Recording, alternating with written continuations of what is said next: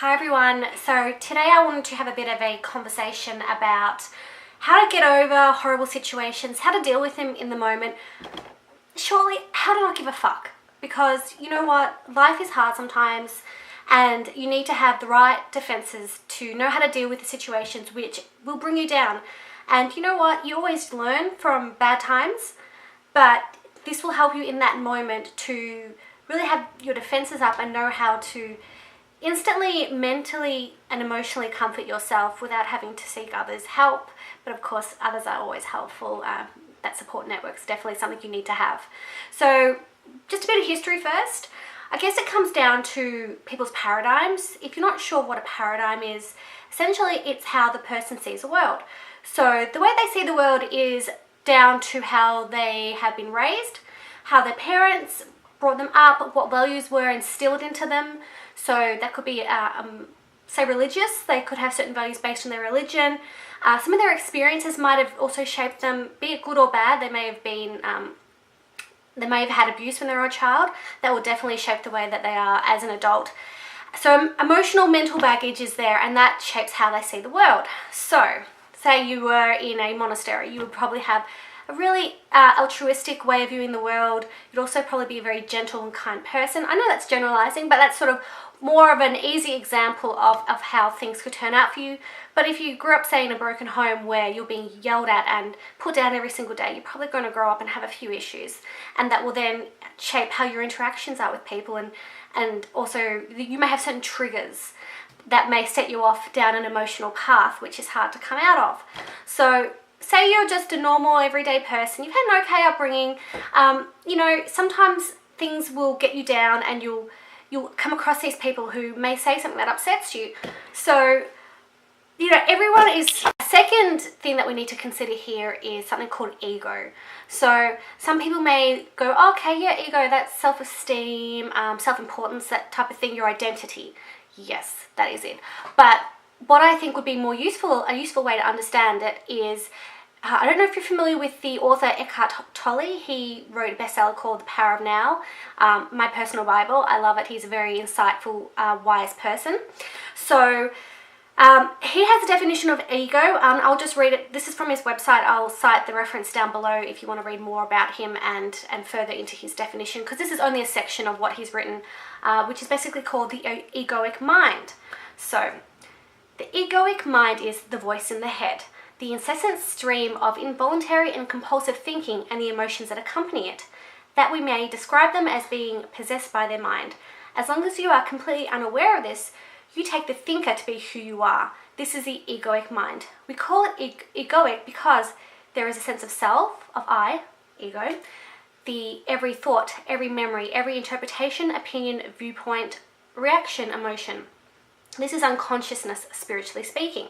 The central core of all mind activity consists of certain repetitive and persistent thoughts, emotions, and reactive patterns that you identify with most strongly. So yeah, that's, it may be a little bit deep. You sort of have to read it a few times, so definitely read the link if you want to pause the video and have another read to really understand what it is. But yeah, that's a better way of understanding what the ego is. So the way the person is raised, their values, how they see the world is their paradigm. But then the ego also has another layer of their thinking in terms of their processes, their thought patterns, and together they make one thing which potentially doesn't equal something good. So you may have a person who's very unconscious, so that's the ego. They're always thinking these constant patterns, and that may just be because they've had something bad happen to them in their life, or they may have really unhealthy thoughts like, oh, that person's out to get me. You know, like they've got that victim mentality, which can then result in the person lashing out or seeing people as enemies, not being trusting, and you know, that's probably not a good, helpful way for them to think, but they've obviously become that way for a reason. Something's happened to them. So, you know, you've got to give them a bit of love as well. So in that situation, say someone says to you, yeah, that's a really nice dress, but I wouldn't obviously wear that because I just don't think that's appropriate for outside, or something along that manner, something really offensive. Picture that. Okay, so you're standing there in your lovely new frock. Okay, you feel pretty hot. You can stand there and you can go, oh, okay, But mentally inside, you can just laugh and go with your inner voice. So the egoic voice, but not egoic, obviously, not unconscious. You're there, you're in the present. You can think to yourself, I rebuke what you've said. I love this dress. I look great.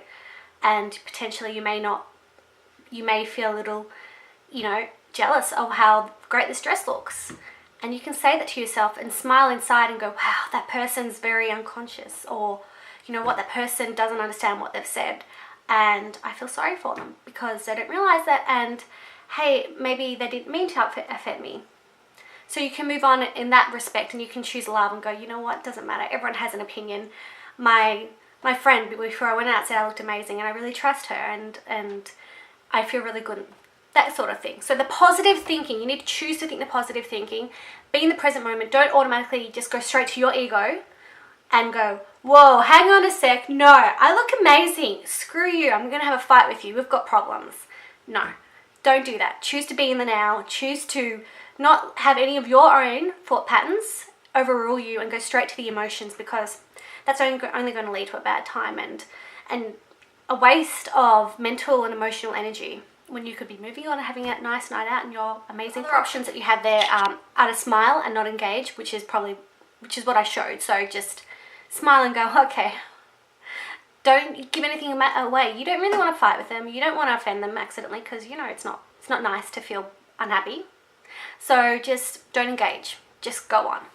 Another way you can do it, say if it is really inappropriate what they've said, you need to listen to your boundaries, and you need to listen to your self-esteem, and in that instant really recognize your emotions. Go, no, this behavior is not appropriate. I need to say something now, just so that we get those rules in line. And they won't know. They're not a mind reader. They're not going to see my little frown and automatically go, oh, that's a boundary. And you need to make sure that you say it in a professional way that is not going to offend them or going to cause any grief for either party. So assertiveness is definitely necessary. And yeah, if you're not sure how to do it, or you haven't done it before, definitely look on the internet. There will be articles, there will be blog posts on it, and they will be helpful. I'll put a website I particularly think is really good for building up assertiveness and self-esteem down below. It's called Baggage Reclaim, and that will help you really grow those skills if you don't have them, or perhaps if you just want to get a bit of a refresher. So that's an example. Say you're in a professional environment and someone's not very nice to you, they're putting you down, they've got power plays, things that you know are going to cause problems long term, and you probably need to really hit the nail on the head now and stop it. Definitely in those situations, if you have a mentor or a coach, just that someone you trust, even a superior or just a colleague who you know may have good advice, speak to them. You may even want to document what's happening, because if push comes to shove and that person is in trouble, and you can't remember exactly what was said, those memories that you've written down, obviously save them on a USB, not at work. Keep them, just for your own records. You may never need to use them, but you're also doing yourself a favor. So, and then sometimes just putting it down on paper removes it from your mind, and it's a very good feeling to just remove it from your mind.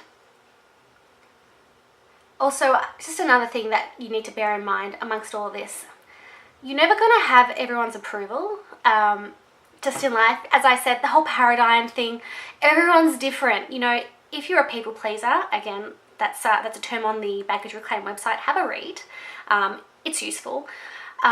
People pleasers, some of us are created that way. That's to do with the paradigm, and you can certainly choose to work on yourself and stop that part of your personality if it's not doing you any favors. But yeah, you're never going to get everyone's approval, so stuff it. Do your thing. Go ahead. Who cares? Obviously values and appropriateness and the law, those are things you need to keep in mind as well. So I think also another thing that I found useful in terms of getting over really hard experiences, say something's happened, you've lost your job. Okay, that's a really horrible situation. The thing I say in my mind all the time for me that works is, this too shall pass. It just reminds me of, yes, this is a horrible, horrible catastrophe that's happening. But you know what? It's not going to last forever. These feelings, these emotions are hard to deal with at the moment. But it's not going to last. I'm going to get better. I'm going to move on. I'm going to be okay. And even just thinking that, automatically, oh my gosh, I'm starting to feel a little bit better. There's hope there, because the future poses that that time where I know, oh my gosh, say you started a new job. Okay, yeah, you know, the first few months are really hard. First day is hard. First weeks, oh, so exhaustive. But this too shall pass. In about a year, you're going to be an expert. You're going to be doing it all, you know, automatically.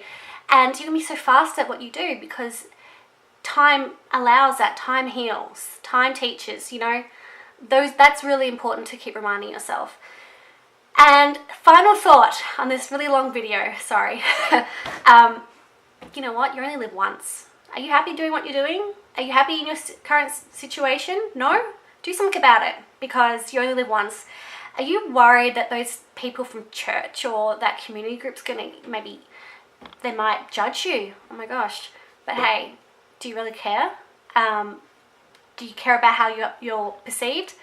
Possibly, but do you care about being happy? And you know what? You could die tomorrow. So live every day like it's your last. Within reason, of course. And just realize that you're responsible for your own happiness. Choose to be happy. Your thoughts affect your emotions, so really just keep an eye on them and be mindful. Be in the present. And hopefully this video has helped. Apologies for the occasional swear word. And I'll see you next time. Bye.